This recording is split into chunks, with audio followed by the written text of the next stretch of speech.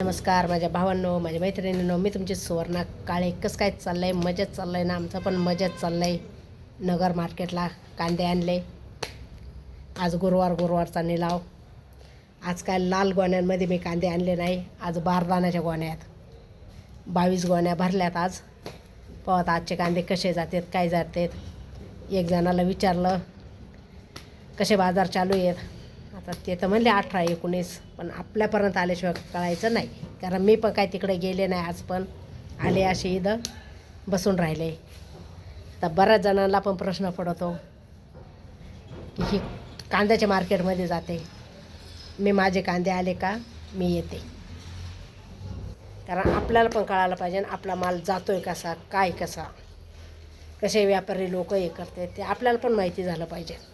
कारण आपण तेवढे कष्ट केलेले असतात. तुम्ही माझं सगळं एकदा पहा, कारण तेवढ्या आपण आपल्या मालासाठी कष्ट केलेले असते. त्याच्यामुळे आपल्याला पण कळायला पाहिजे की आपला माल जातो आहे कसा, काय कसा.